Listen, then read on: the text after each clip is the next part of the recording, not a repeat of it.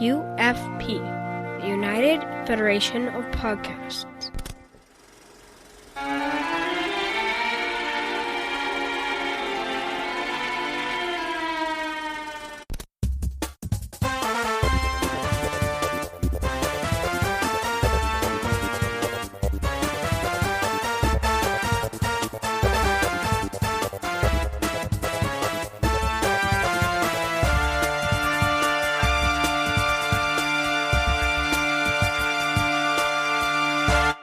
Welcome to Franchise Fatigue, the little podcast on the United Federation of Podcast Network, where your hosts go through movies, remakes, and sequels, and discuss them for you. My name is Brandon-Shea Mutella, and joining me, coming up very soon, he's meeting me at the train station. I'm just on the train right now, and my co-host Zach is just, he said he was going to meet me at the train, but he had something he had to do ahead of time.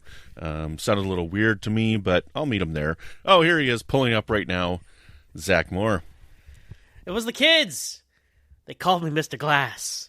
Mr. Glass. That's an interesting nickname. That sounds like a bad guy nickname.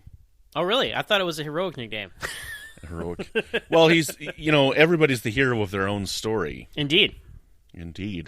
So, anyways, we are here and we're discussing some train trilogy, which I can't remember the name of. The Eastrail 177 trilogy.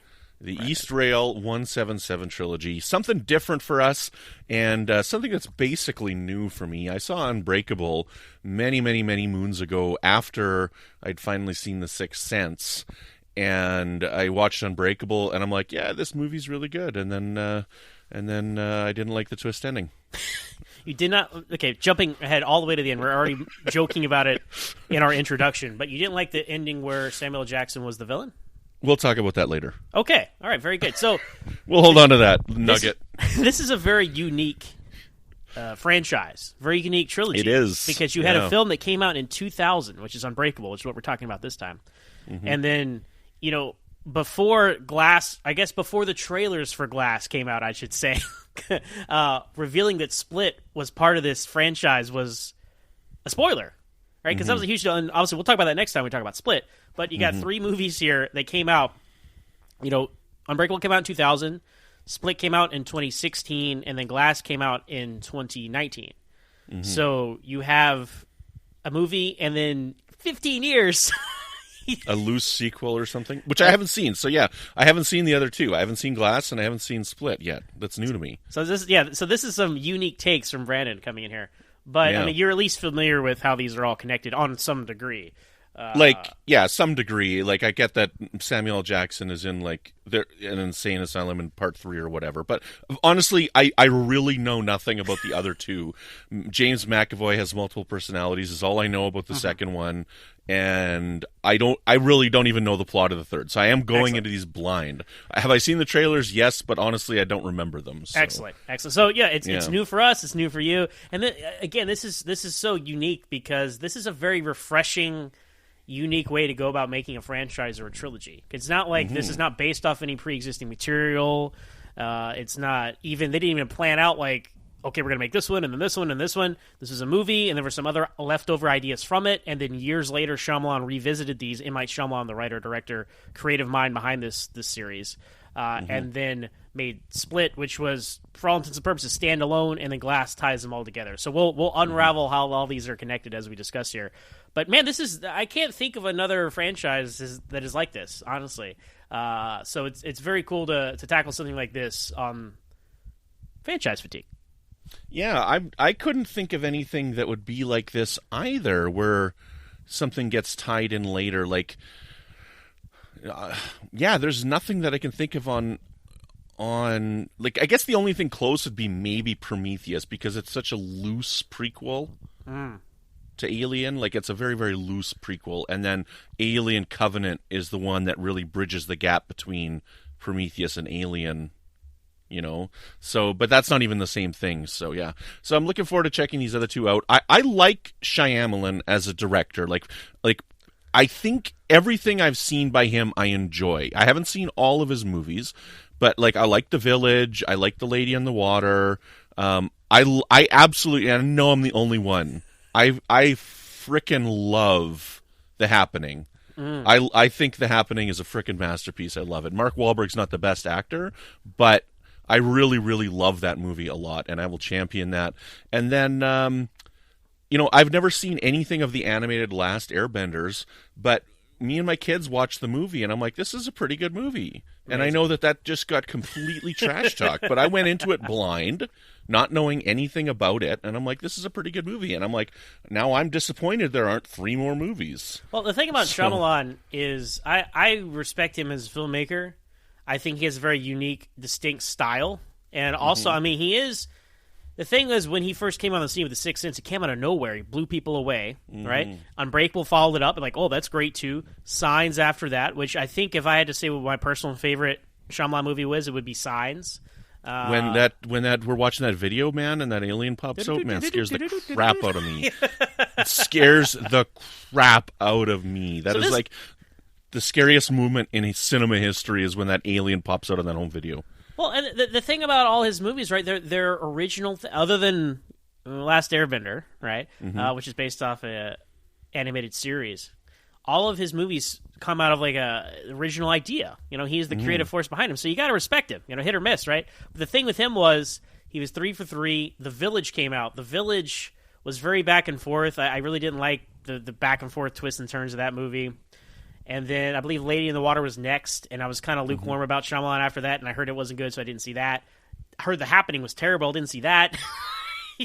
Have you never seen The Happening? I've never seen The Happening either, no. Most people hate it, man. I love it. I think it's fantastic. I've seen many a meme about The Happening and jokes and whatnot. But then, he's like, okay, he had a couple misses on his own, like, creative...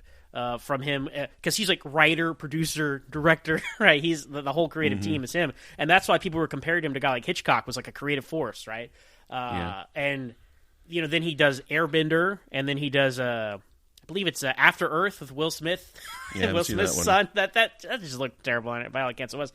So all that happened, and then he kind of got back down to basics, and he did a horror movie called The Visit, which I haven't seen, but people gave it a lot of critical acclaim, and he got connected with Blumhouse.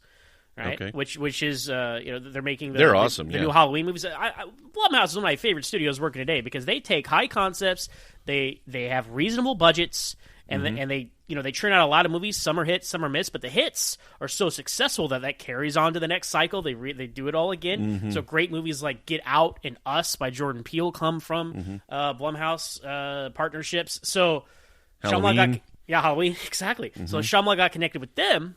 And then I heard a lot of stuff about The Visit, and then, Split came out, and they're like, look, Shyamalan's back, you got to see it.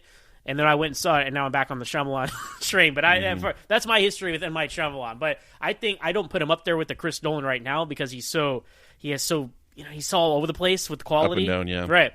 But I think, there are very, very few directors still working today where you say they directed this, and you kind of, their name is their brand.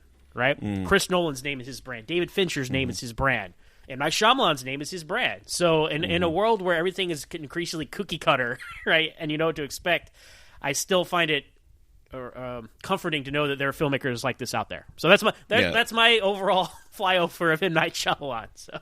Yeah, awesome. Yeah, I haven't seen. I think if Last Airbender, we just saw it like maybe a year and a half ago, and so like that's the newest Shyamalan film I've seen. I'm pretty sure. So I'm looking forward to Split. I'm looking forward to Glass. I'd like to check this out. I'm glad you were open to this. This was my idea. And because I watched Unbreakable. I had it on my DVD shelf, and I'm like, I'm going to watch Unbreakable tonight. And I felt exactly the same as I did the first time I saw it. So, I don't hate this movie, but we'll get into discussions on it shortly here. Oh, and awesome. So do you want to give us a little bit of the runaway train? That's a bad comparison. Trivia. It's a science experiment. Tying together our last franchise, Back to the Future. So, Unbreakable. Writer-director M. Night Shyamalan. He always envisioned Bruce Willis and Samuel L. Jackson for the roles of David Dunn and Elijah Price. He wrote them with them in mind. They had been partnered in previous films like Pulp Fiction and Die Hard with a Vengeance, so they've had some on-screen history and chemistry together. So oh man, I forgot about that. Yeah, this is them reuniting again for the big screen. Now, Audrey Dunn, who was played by Robin Wright Penn at the time, who most people would know today from House of Cards, but I will always think of her as the Princess Bride. Yeah. So, well, what a career she's had, right? I mean, Wonder Woman. I mean, she's all over the place. She trained Wonder Woman in those films. Brandon, I know you don't watch a lot of comic book movies, but so you know, she does appear in Wonder Woman. She's in Blade Runner 2049. She is in Blade Runner 2049. Oh, what an amazing filmography. But anyway, Julianne Moore, she turned down this film to be in Hannibal, the 2001 sequel to Silence of the Lambs. So that's a good movie, but it's got some interesting things to it. Yeah. That's why Jodie Foster did not appear in Hannibal. But that's maybe obviously we'll have to do that franchise sometime. Yeah, Brandon. But Hannibal Rising is like one of the only movies I've shut off and didn't finish. I'm like, F this. Wow, when Brandon can't finish a movie, guys, you just heard how much he loves all these other questionable M. Night Shyamalan movies. He can't take that one. I've never seen it, but let's put that one on. Put that one in the queue. We'll tackle the Hannibal movies down the road. But, I know we'll definitely get John Mills on to do Manhunter. Very good, very good. So Charlene Woodard, who plays Samuel Jackson's mom in this film, she's actually 5 years younger than him, but she plays his mom as the child, and they age her up for the final scene in the movie. And she appears in Glass, by the way. Same actress. So a lot of actor continuity in this trilogy, which I think is great as well. Speaking of actors and directors, M. Night Shyamalan does his Hitchcockian cameo. That's another reason people are comparing him to the new Hitchcock. Like, there were literally magazines with him on the cover, and it was like, the new Hitchcock? ? This is how highly touted this guy was in the early 2000s. But he makes a cameo. I'll just answer that question right now, and I'm just going to say no.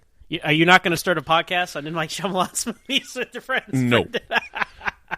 Is M. Night Shyamalan the new Hitchcock? No. Well, in a Hitchcockian move, he has a cameo in all of his films, and in this film, he plays the drug dealer at the stadium that David Dunn pulls over and doesn't catch, but that's him. And I saw that. He also appears in the next two movies, but you'll find out soon enough.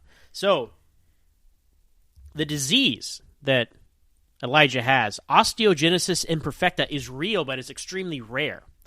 And there is an Australian celebrity and reality TV show personality, Quentin Kinahan, and they were born with that disease. So, it's not something they just made up for the film. It does exist in the real world.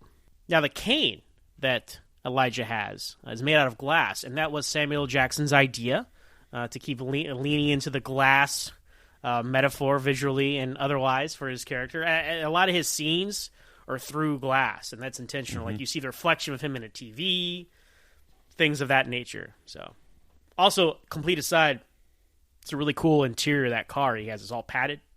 I thought that must be a really comfortable car to ride in, I think. So, the purple color, I think, was his idea too, wasn't it? He's all about purple. Purple's his favorite color, so that's kind of the color scheme of his character. That is why Mace Windu is the only Jedi in Star Wars to have a purple lightsaber. Yeah, purple lightsaber. The story goes like Sam Jackson, he asked George Lucas, like, hey, can I have a purple lightsaber? He's like, no, lightsabers are green, blue, or red. You can't have a purple one. So, all that to say, when he had the purple lightsaber, it was a surprise to Sam Jackson that they let him have it, and he was very pleased. So. I heard he would threaten to walk off the film if he didn't get a purple lightsaber. I don't think it came to that, Brendan. Oh, I don't know. We'll have to ask John Mills about that. John Mills knows his Star Wars. I think they should have just had more color lightsabers. Like, I wanted to have yellow lightsabers and purple lightsabers. Right? Why only have 3 colors? But anyway. Now, the first act of the script for Unbreakable, the original script, is what M. Night Shyamalan took and extrapolated out into this film. Because he felt the other 2/3 didn't have enough connective tissue to the first. So, to compare him to another filmmaker we just referenced, George Lucas, he kind of took those out, put them aside, and focused on the first third of his original script. Now, that has become kind of legendary to a point where it was like, oh, he had a whole trilogy planned for Unbreakable, right? And not per se, he had ideas, right? And these ideas are what he revisits with the next two films and extrapolates from there. But it's not like George Lucas where he like, oh, I have 3 parts of Star Wars and I got the first third and I saved the 2.